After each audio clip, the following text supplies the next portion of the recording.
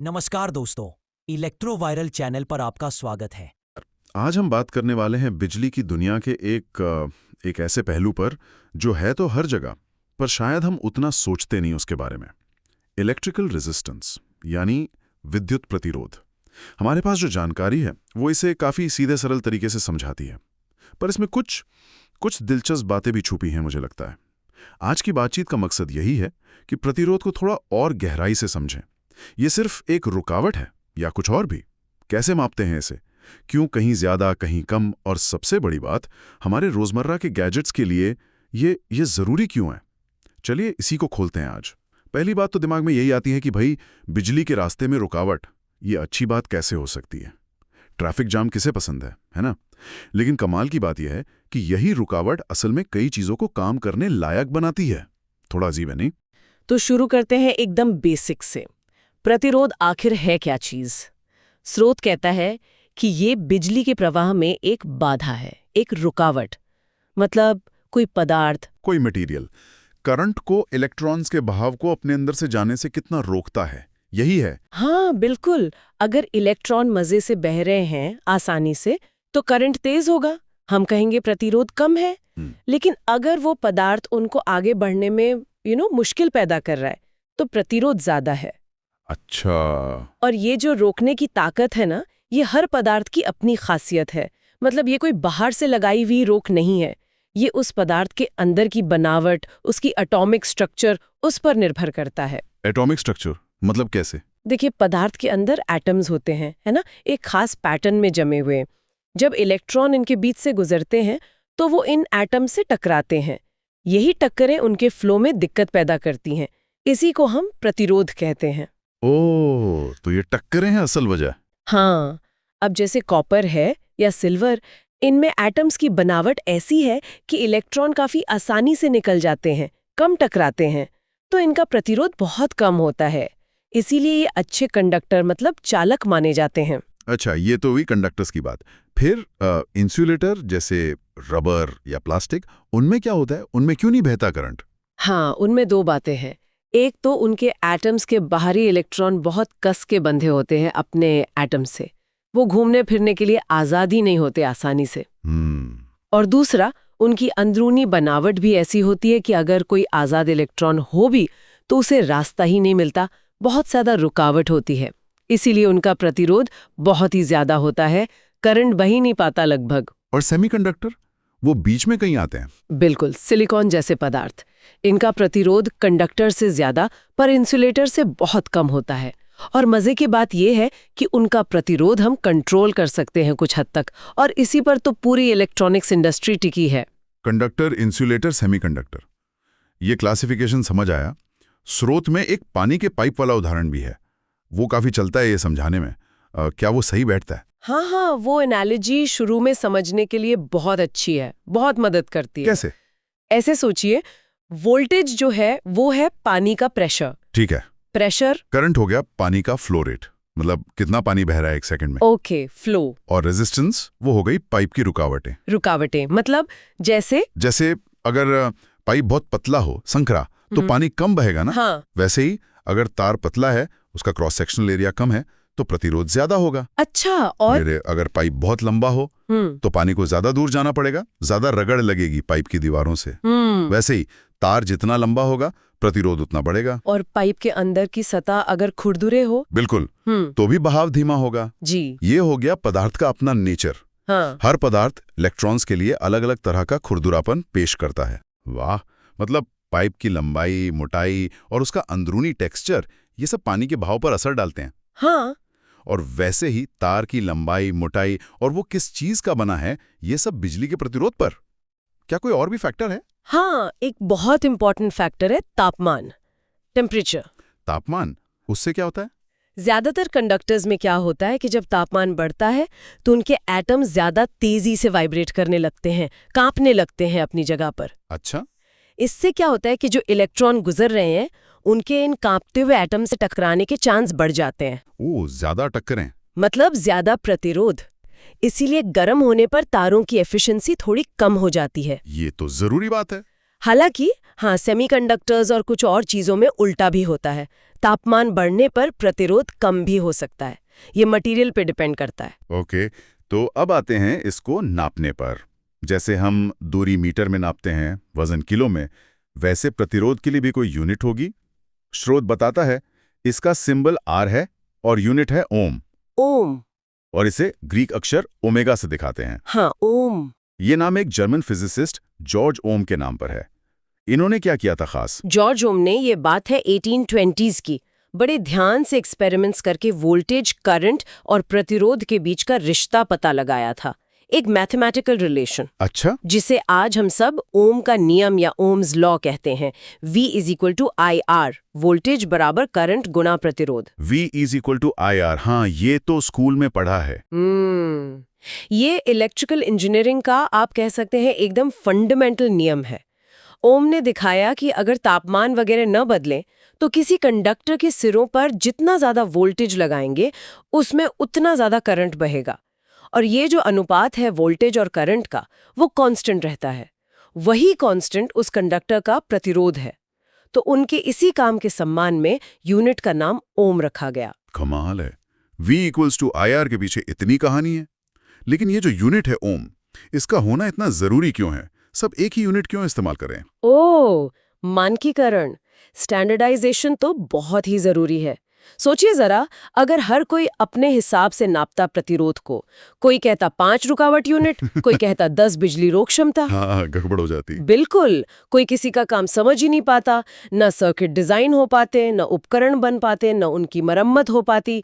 ओम जैसी एक standard unit होने का मतलब है कि जब एक इंजीनियर कहता है ना कि यहाँ 100 ओम का रेजिस्टर लगेगा, तो पूरी दुनिया में उसका एक ही मतलब होता है।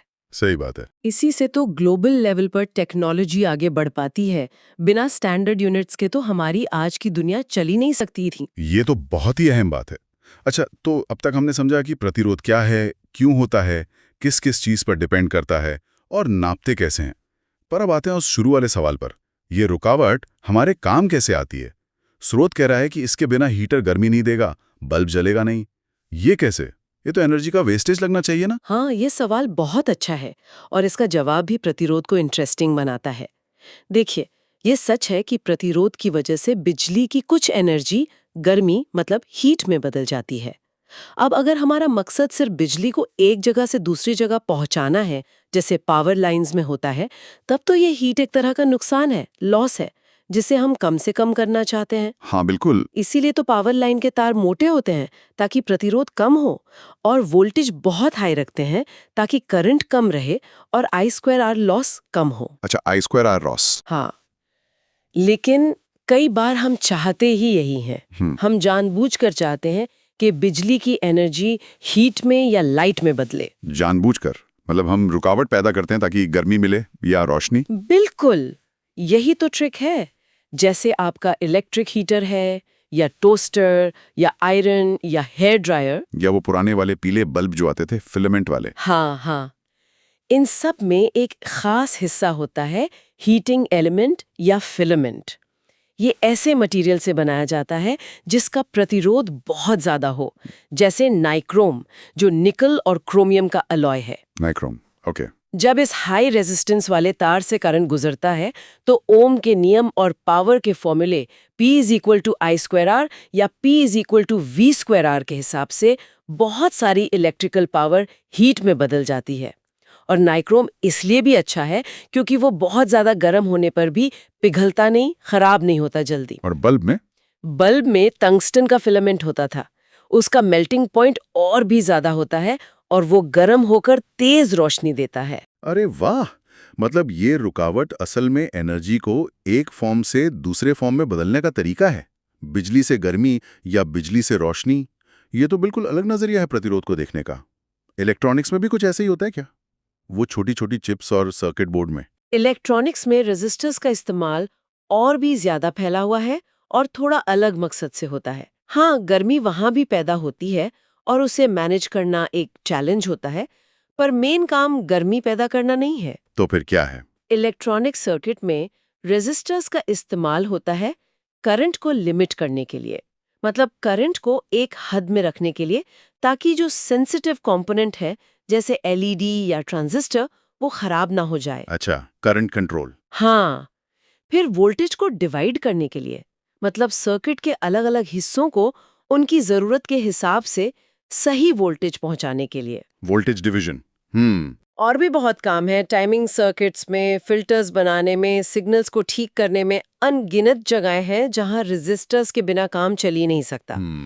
मतलब ये छोटे छोटे पुर्जे एक तरह से सर्किट के ट्रैफिक पुलिस जैसे हो गए। जो फ्लो को कंट्रोल करते हैं। हाँ, कह सकते हैं। ये सोचना ही अजीब है कि जिसे हम सिर्फ बाधा समझ रहे थे, वो असल में कंट्रोल और यूटिलिटी का इतना बड़ा टूल है। अगर प्रतिरोध न होता तो शायद शॉर्ट सर्किट का खतरा भी बहुत होता। निश्चित रूप से प्रतिरोधी है जो करंट को एकदम बेलगाम बहने से रोकता है।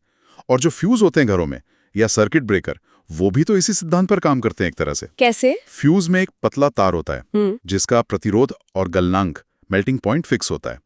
जब करंट एक लिमिट से ज्यादा बढ़ता है, मान लीजिए शॉर्ट सर्किट हो गया, तो वो तार I²R हीटिंग की वजह से गर्म होकर पिघल जाता है और सर्किट टूट जाता है। हाँ। और आपके महंगे उपकरण और घर की वायरिंग जलने से बच जाती है। सर्किट ब्रेकर भी कुछ ऐसा ही करते हैं, बस वो पिघलने की बजाय ट्रिप हो जाते हैं, जिन्हें हम रीसेट कर सकते हैं। तो सेफ्टी में भी रोल है इसका। बिल्कुल। ये तो वाकई प्रतिरोध की कहानी का पूरा पर्सपेक्टिव ही बदल गया। ये सिर्फ एक पैसिव प्रॉपर्टी नहीं है, बल्कि एक एक्टिव चीज है जिसे इंजीनियर्स अपनी जरूरत के हिसाब से घटाते बढ़ाते हैं। बिल्कुल सही समझा आपने। ये पूरी तरह डिजाइन पर डिपेंड करता है। जहां हमें एनर्जी बचानी है, सिग्नल को बिना लॉस के भेजना है, जैसे कम्युनिकेशन केबल या पावर लाइन, वहां हम कम से कम प्रतिरोध वाले मटेरियल चुनते हैं। कॉपर, एल्यूमिनियम, कभी-कभी सोना भी। और जहां हमें बिजली को गर्मी या रोशनी में बदलना है, जैसे हीटर या बल्ब, वहां हम जानबूझकर हाई रेजिस्टेंस वाले मटेरियल लेते हैं, नाइक्रोम, टंगस्टन। और इलेक्ट्रॉनिक्स में कंट्रोल करना होता है, वहां हम कार्बन या मेटल फिल्म से बने अलग-अलग फिक्स्ड वैल्यू वाले रेजिस्टर्स इस्तेमाल करते हैं। तो आज की इस बातचीत से हमने विद्युत प्रतिरोध के बारे में कई खास बातें समझी। पहली, ये सिर्फ रुकावट नहीं, बल्कि पदार्थ का वो गुण है जो इलेक्ट्रॉन्स के बहाव को रोकता है, खासकर एटम से टक्कर के कारण।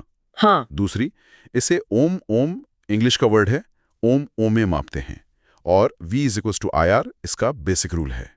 तीसरी, पानी के पाइप वाली एनालॉजी समझने में मदद करती है, पर हमें लंबाई, मोटाई, मटेरियल और तापमान का असर भी याद रखना होगा। बिल्कुल। और सबसे अहम बात, ये रुकावट सिर्फ नुकसान नहीं है, बल्कि एनर्जी कन्वर्जन, बिजली से गर्मी, रोशनी और इलेक्ट्रॉनिक सर्किट्स में कंट्रोल और सेफ्टी के लिए बेहद जरूरी है। एकदम सही।